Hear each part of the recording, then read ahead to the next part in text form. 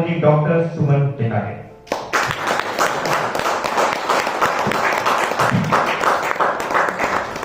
जयति जय आदि शक्ति जय काली कपादन जय मधुकैटभ छलनि देवी जय महिषी मर्दनि जय चामुंडी जय चंडी मुंड भंडासुर खंडनी जय सुरभि जय रक्त बीज विड्डाल विखंडनी जय जय निशुंभ शुंभ दलनी फणिभूषण जय जय भटनी सर्जा समर्थ शिवराज कहे देहि विजयते जगजननी देहि विजयते जगजननी। श्री आदि शक्ति गुरु भगवान। www.defenseforum.com इस वेबसाइट पर अगर आप एक बार लॉगिन करते हैं तो हमारी भारतीय सेना के बारे में बहुत बेहतरीन इंफॉर्मेशन इस वेबसाइट पर है। स्पेशली हमारी सेना की जितने रेजिमेंट्स हैं, Rajputana rifles, Bihar regiment, Punjab regiment, Gorkha regiment, Garhwali, Dogras, Maharashtra की MLI यानी मराठा लाइट इन्फेंट्री, ऐसे अनेकों रेजिमेंट्स की इंफॉर्मेशन आपको यहाँ मिलेगी। तो उसमें से बहुत बेहतरीन चीज आपको बताना चाहता हूँ, फिर मैं मुझे जो विषय दिया गया उस पर आपसे बात करने की कोशिश करूंगा। इस हर एक रेजिमेंट की अपनी खुद की एक ऑफिशियल युद्ध गर्जना है, एक बैटल क्राई है। आप सबने सुना होगा, जय भवानी जय अम्बे जय हर हर महादेव, हमने बचपन से सुने। राजपूताना राइफल्स कहती है बोल एकलिंग जी की जय, बिहार रेजिमेंट कहती है बोल बजरंग बली की जय, गोरखा रेजिमेंट कहती है जय महाकाली गोरखा लियाली। पंजाब की युद्ध गर्जना यहाँ बैठे हर एक व्यक्ति को मुंह जबानी याद है, बोले सोनिहाल सत श्री अकाल, ये पंजाब की युद्ध गर्जना। आप बारीकी से देखें तो आपके जहन में आएगा कि किसी ना किसी देवी या देवता के नाम पर ये तमाम बैटल क्राइज आधारित है। यस, अब देखिए एनालाइज करें, या कोई भगवान है या कोई देवी है। आनंद, आश्चर्य, कौतुक, अभिमान केवल एक चीज का इसमें लगता है कि इस पूरी लिस्ट में मराठा लाइट इन्फेंट्री ये इकलौते ऐसे रेजिमेंट है जिसकी ऑफिशियल युद्ध गर्जना है बोल श्री छत्रपति शिवाजी महाराज की जय, एक व्यक्ति के नाम पर है। मैं किसी भगवान का विरोधक नहीं, मैं बहुत श्रद्धावान व्यक्ति हूँ। सुबह शाम मैं खुद भगवान को नमस्कार करता हूँ, अलग बात है। मैं आपका ध्यान किसी और चीज की तरफ आकर्षित करना चाहता हूँ। श्रद्धा तो होनी चाहिए भाई, श्रद्धा होनी चाहिए, नहीं तो बढ़ते बिजनेस के साथ, बढ़ते कैलिबर के साथ, बढ़ते करियर के साथ कई बार अहंकार मन में आ जाता है कि आई एम द बेस्ट, अहम ब्रह्मास्मि। ये अहंकार मन में न आए इसलिए किसी ना किसी पर श्रद्धा हो, चाहे तो भगवान में माने तो वहां हो, चाहे किसी विचार पर हो, तत्वों पर हो, संगठन पर हो, कहीं भी हो, श्रद्धा जरूरी है। खैर मैं उस विषय की तरफ नहीं जाना चाहता, मैंने जैसा कहा किसी और चीज की तरफ मैं आप सबका ध्यान आकर्षित करना चाहता हूं। वो विषय यह है कि क्यों MLI को लगा कि किसी व्यक्ति के नाम पर जय घोष उन्होंने करना चाहिए, ना कि भगवान का। ये अपने आप में बहुत बड़ी बात है। हमने से बहुत सारे लोग हैं जो शिवाजी महाराज को भी भगवान बना चुके हैं, वो तो हमारी इंडियंस की आदत है। लेकिन बारीकी से अगर हम देखें तो क्यों MLI को इससे लगा होगा कि नहीं हम छत्रपति शिवाजी महाराज की जय बोलेंगे, with the fact that second world war तक मराठा लाइट इन्फेंट्री का जय घोष हुआ करता था हर हर महादेव। वो बदल कर आया है छत्रपति शिवाजी महाराज की जय। वो क्यों आया? क्योंकि उनको भी लगता है, जो विवेकानंद को भी लगा था, उन्होंने अपने चेन्नई के भाषण में कहा था कि उनके सामने बैठे उनके शिष्यों में से किसी एक व्यक्ति ने शिवाजी महाराज के बारे में बहुत ओछी चीज कह डाली। तब स्वामी जी कहते हैं कि आपने, वो अंग्रेजों ने पढ़ाया हुआ इतिहास पढ़ा है, करके आप ऐसी बातें कर सकते हो, लेकिन मेरा जो अध्ययन है वो मैं आपको बताना चाहता हूँ। और हम सब जानते हैं स्वामी विवेकानंद कितने बड़े अभ्यासक हैं इतिहास के, जिन्होंने इस संस्कृति की ध्वजा 7 समुद्र पार फहराई।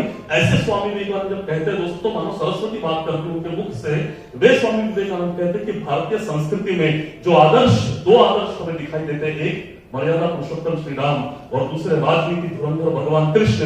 इन दोनों का मिलाप अगर कलयुग में किसी में देखना है तो वो छत्रपति शिवाजी महाराज है। ये अपने आप में बहुत बड़ी बात है। तो क्यों MLI को ये लगा, क्यों स्वामी विवेकानंद को लगा, क्यों रविंद्रनाथ टैगोर को लगा, क्यों भगत सिंह को लगा, जब वो लिखने बैठे थे मेरा रंग बसंती चोला, तो उनको उनकी कलम परहेज नहीं कर पाई है लिखते समय कि जिस चोले को पहन शिवाजी, आपने सुना है वो गाना। ये दर्शाता है कि कुछ तो है उस कैरेक्टर में जो भगवान नहीं है। और इसीलिए आज क्यों, आज संपर्क में विषय क्यों, यहां आने के बाद मुझे पता चला कि इस ग्रुप का नाम भी छत्रपति शिवाजी महाराज है, तो it was not planned like that. But क्यों ये विषय आज यहां पर रखा गया, क्यों मुझे आमंत्रित किया गया हुआ, इसको मैं जब एनालाइज करता हूं तो मुझे एक ही चीज जहन में आती है, वो ये है कि हम सब उद्योजक हैं, we are business community people. और सबसे बड़ी बात जो आप में और सर्विस करने वाले लोगों में जो फर्क होता है, भले वो बहुत फाइन फर्क हो, लेकिन सबसे अहम फर्क है कि वहां सिक्योरिटी है, वहां सेफ्टी है और यहाँ रिस्क टेकिंग एबिलिटी है। यहां परिस्थितियां जैसी बदलती है मार्केट की, आपका बिजनेस बदल जाता है। और इसीलिए शायद आज ये विषय रखा होगा, क्योंकि शिवाजी महाराज के जीवन को केवल एक राजा की तरह आप देखोगे तो सिंहासन पर बैठा हुआ शहंशाह दिखाई देगा, जो लगातार केवल ऑर्डर छोड़े जा रहा है। लेकिन आपकी दृष्टि से अगर आप उनको देखते हैं तो सबसे पहली चीज जो आपको जहन में आएगी, विपरीत परिस्थितियों में काम शुरू किया। एडवर्स कंडीशन की सुपरलेटिव डिग्री आप जिसको कह सकते हैं, वो है साहब। आज आपके लिए सारी दुनिया खुली है, इंटरनेट जैसा माध्यम है, गवर्नमेंट की लगभग सारी पॉलिसी आपके फेवर में जाती है। इतना होने के बावजूद कई लोग कहते हैं कि हमारा बिजनेस सस्टेन नहीं हो पा रहा है, हमारा बिजनेस उस मल्टीफोल्ड्स में बढ़ नहीं पा रहा है, और 10x ग्रोथ हम प्राप्त नहीं कर पा रहे। ऐसे बहुत से लोग बोलते हैं।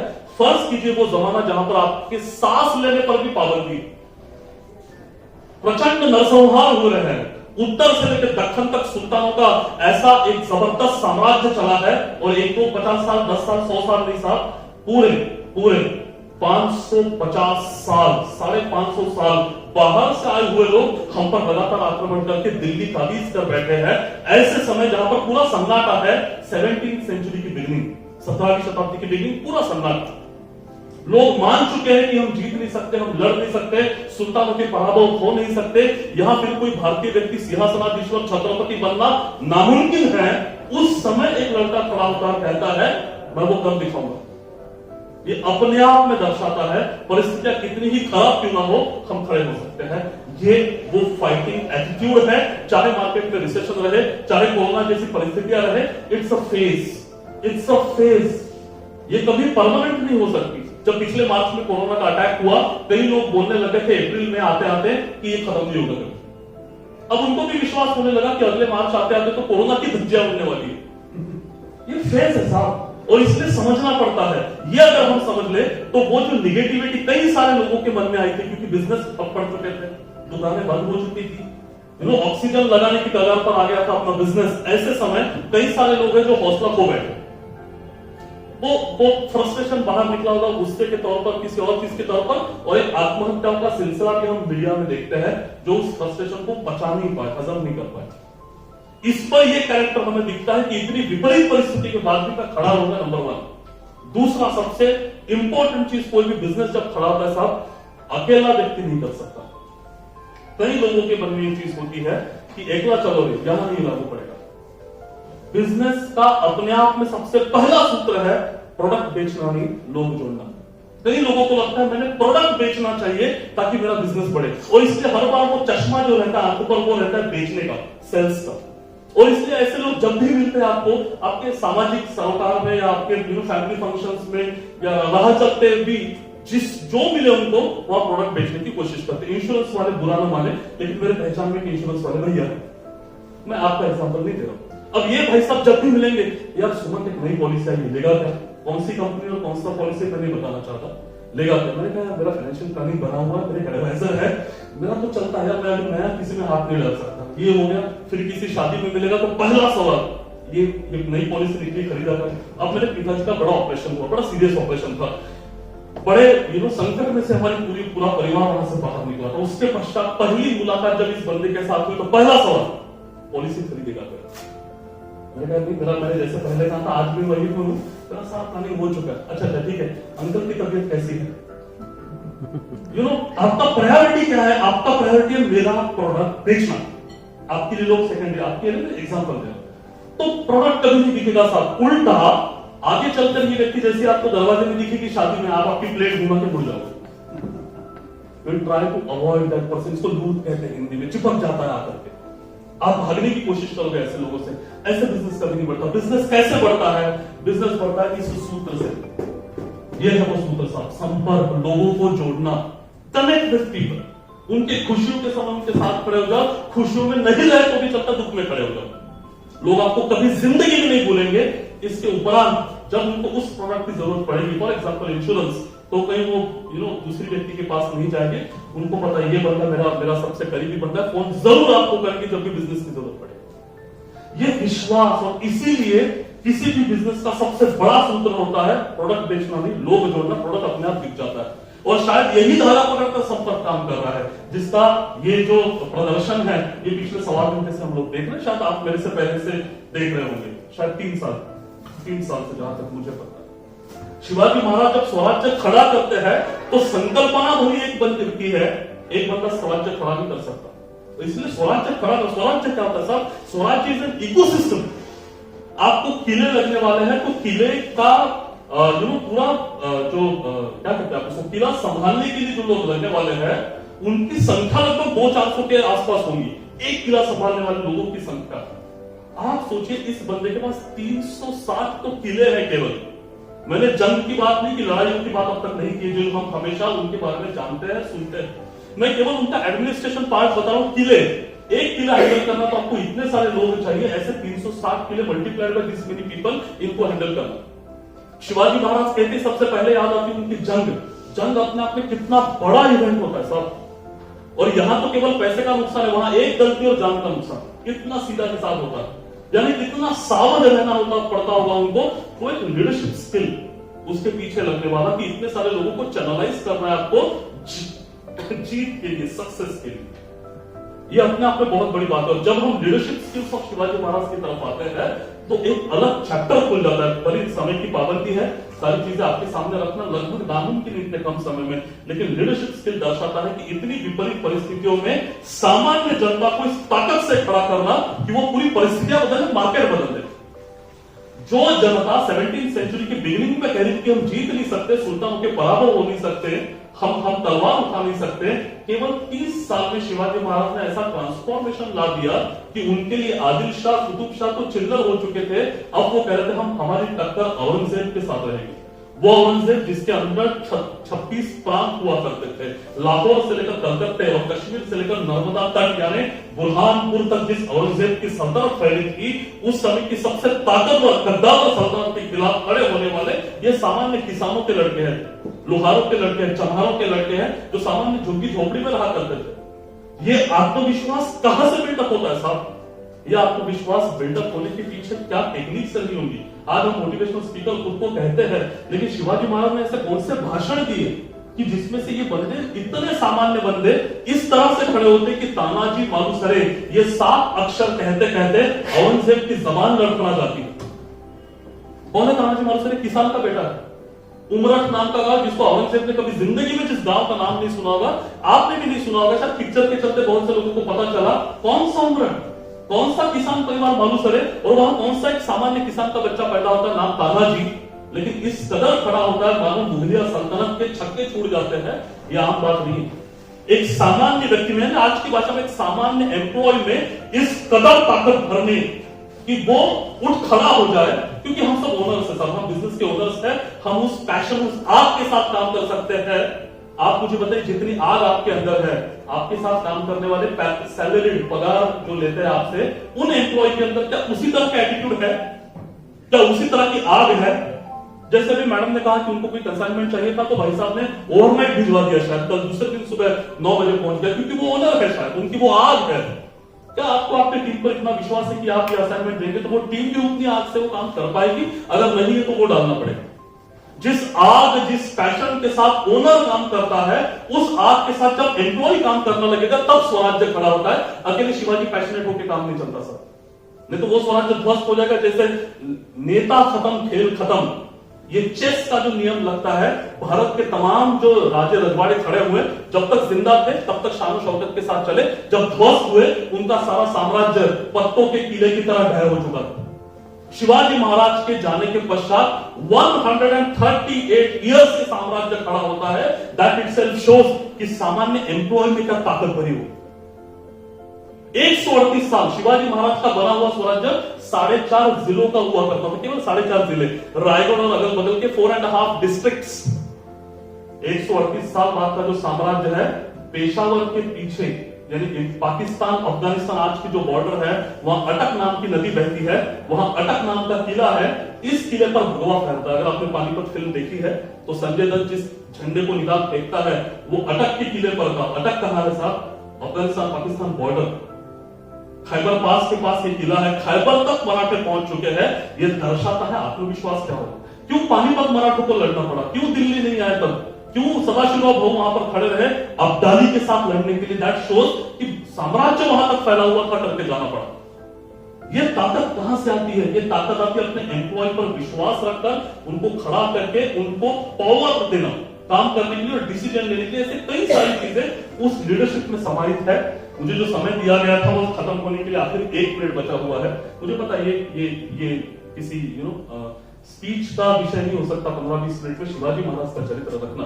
तो अगर कभी समय मिले तो प्रॉपर एक ट्रेनिंग प्रोग्राम के फॉर्मेट में इन सब चीजों को समझते हैं, उन लीडरशिप स्किल को समझने की कोशिश करते हैं जो इनहेरेंट है भारतीय कल्चर की।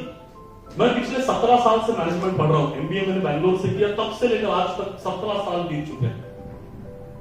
बहुत अंदर की और गहरी चीज आपको बताता हूं, 17 सालों में एक केस स्टडी हिंदुस्तानी नहीं है। It's a shame on our management science, भारतीय मैनेजमेंट साइंस। वो भारत जहां पर आप मेटलर्जी कहें, मेटलर्जी धातु शास्त्र, जिसका सबसे पुराना सबूत 4500 साल पहले मिलता है मोहनजोदड़ो हड़प्पा संस्कृति में। वो डांसिंग गर्ल, आपने चौथी की किताब में उस लड़की का फोटो देखा, वैसे खड़ी कमर पे हाथ रखे। इस मेड ऑफ ब्रॉन्ज 4500 साल बीत चुके हैं। इतना शानदार शिल्प यहाँ बना था, मेटल को पिघलाकर बनवाया गया था। तो भारत को मेटलर्जी 4500 साल से ज्ञात है। आप उसको झुठला सकते हैं, झुठलाना चाहे तो, लेकिन आज भी जो कस्टमर तस्करी में बिकती है वो विष्णु मूर्ति, बुद्ध मूर्ति, गणेश मूर्ति, नटराज मूर्ति, इतनी शानदार उसका डिजाइन आप देखोगे। कहां बना है साहब? इस भारत में बना 1000, 2000, 3000 साल पहले। इतना शानदार मेटलर्जी, 2 मेटल्स को पिघलाकर एक करना आज भी पश्चिम देशों को, अमेरिका जैसे प्रगत देशों को, जर्मनी जैसे देशों को आज भी ठीक से होता नहीं है। हमारे यहाँ कोल्हापुर में एक मूर्ति है देवी की, मैं कोल्हापुर की एक्चुअल मंदिर की पत्थर वाली मूर्ति की बात नहीं कर रहा हूं, लेकिन कोल्हापुर में दूसरी मूर्ति है जिसका शरीर एक मेटल का है लेकिन पंजे और मुख किसी दूसरे मेटल का है। देखने के बाद लगता है कि शायद पंजा नकली बना करके बाद में उसको जोड़ा गया होगा, लेकिन आप बारीकी से देखते हो तो ये केवल एक मूर्ति है विदाउट एनी जॉइंट। एक ही मूर्ति में बॉडी किसी अलग मेटल की, पंजे और मुख किसी अलग मेटल का। ये करिश्मा भारत में हो सकता है। ऐसी कई सारी चीज। यहां कुछ सिविल के लोग बैठे, कंस्ट्रक्शन रियल एस्टेट के लोग बैठे हैं।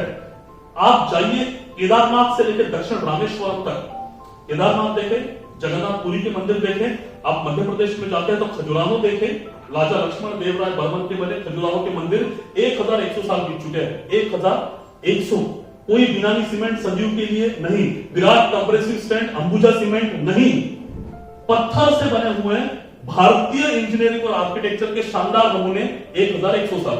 ये पता नहीं कहे का बना हुआ है, लेकिन 100 साल के बाद टिकेगा कि नहीं टिकेगा मुझे नहीं पता। 100 साल, आज की हमारी बिल्डिंग 100 साल, मैं बात कर रहा हूं 1100 साल।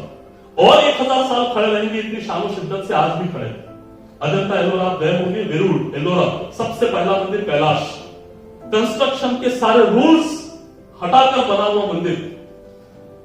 ईंट पर ईंट रखकर मंदिर बनता है, बिल्डिंग बनती है, आप सबने देखा है, आप देखते हो, रोज देखते हो। बॉटम से टॉप तक बनती है कोई भी बिल्डिंग, आप रोज देखते हो। कैलाश बना है टॉप टू बॉटम, उल्टा। कैसे बना है? साबुन में बना हुआ ताजमहल देखा है आपने? चौक में बना हुआ कुतुब मीनार देखा आपने? लोग उसको कुरेद कर निकालते, कार्व करते हैं, देखा आपने? बहुत आसान है। पत्थर के पहाड़ को कुरेद कर एक मंदिर बन सकता है, कोई सोच सकता है? पत्थर के पहाड़ को तराश कर, the entire temple has been carved out. सबसे पहले बना उसका टॉप टर्स, उसके बाद बना उसका छत, उसके बाद छत को अंदर से कार्व करते करते अंदर का सीलिंग बना हुआ है, यानी नीचे पत्थर है पूरा, सीलिंग पहले छाटना है।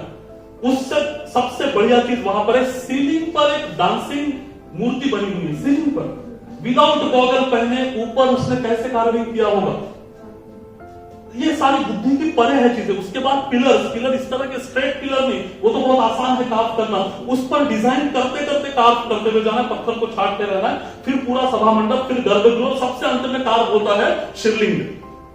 हैरान हो जाते आज की भी 21st सेंचुरी के सिविल इंजीनियरिंग के लोगों को भी नहीं पता ये कैसे बना होगा, वो मिट्टी कहां गई, वहां के पत्थर कहां गए, कोई सुराग नहीं छोड़ा।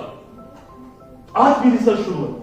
ऐसे शानदार करिश्माई चीजें जिस भारत में बनी, उस देश के 21st सेंचुरी में मैनेजमेंट पढ़ाते हुए एक भी केस स्टडी मैनेजमेंट की ना होना कितनी शर्मनाक बात। चाणक्य जिसने सबसे पहली बार आज से 2300 साल पहले बताया मैनेजमेंट क्या है, उसका नाम ही नहीं मैनेजमेंट की किताबों में। हमें मैनेजमेंट कौन सिखाता है? हेनरी फेयल, टेलर, और ये कब के लोग हैं? पिछले 100 सालों के लोग। मानो ये मैनेजमेंट के बाप है। तो इन्होंने जो रिसर्च किया है उससे 10 गुना गहरा और 100 गुना ऊंचा रिसर्च इस भारत में पहले हो चुका है, हमको नहीं पता था। इसीलिए भारतीयता को समझते हुए भगवान श्री कृष्ण का चरित्र समझते हुए, उनका लीडरशिप स्किल समझते हुए 38 लाख लोगों को डायरेक्ट करने वाला एक डायरेक्टर उस दिन उस बैटलफील्ड पर खड़ा था, नाम भगवान श्री कृष्ण। 38 लाख लोगों को चैनलाइज करना इज नॉट जो। पहले तो लोग इसको झूठा मानते थे, अब उनको जब पता चला आईबीएम जैसी बड़ी, आईबीएम आईटी सेक्टर का अजगर माना जाता था एक समय में। आईबीएम के लगभग 17 लाख एम्प्लॉय हुआ करते थे एक समय में पूरे विश्व में। आईबीएम का चीफ एग्जीक्यूटिव ऑफिसर 17 लाख को जब हैंडल करता था, तब उनको थोड़ा विश्वास हुआ, हाँ इस भारत में 38 लाख को हैंडल करने वाला कोई एक हो सकता है। तब तक तो विश्वास ही नहीं था। ऐसे लीडरशिप यहां पर बने हैं, पनपे हैं और आदर्श प्रस्थापित कर चुके हैं। इनको समझकर आज के कंटेक्स्ट में अगर हम इंप्लीमेंट करें तो हमारे भी बिजनेसेस उस दिशा में बढ़ सकते हैं। ये जहन में रखते हुए, उस आदर्शों को जहन में रखते हुए उस तरह से अपनी स्टडीज को आगे बढ़ाएं। आप YouTube जैसा एक जबरदस्त जरिया है, भाई साहब ने जिसका नाम लिया थोड़ी देर पहले, उसको, ये तो सबसे बड़ा खजाना है साहब। अगर लोग आप तक नहीं पहुंचते, आप लोगों तक नहीं पहुंचते, तो YouTube तो खजाना है। आप ढूंढने इस पर, आपको हजारों लोग मिलेंगे जो ये सारे विषय बड़ी ताकत से रखते हैं। उसमें से बहुत सारी लर्निंग हमको मिल सकती है विदाउट इन्वेस्टिंग एनीथिंग। वो हम लर्निंग को बरकरार रखें तो ये बिजनेसेस जितना नेटवर्किंग से बढ़ने वाले हैं, उतना ही इन सारे टेक्निक से आपका जो डे टू डे एक्टिविटी होता है, रूटीन, जिसको हम रोजमर्रा का मैनेजमेंट कहते हैं, वो और शार्प होगा। मुझे दिया गया समय एक्सीड करके 3 मिनट मैंने ज्यादा ले लिए, उसके लिए आपका क्षमा प्रार्थना। जल्दी मिलेंगे। Thank you so much. नमस्कार।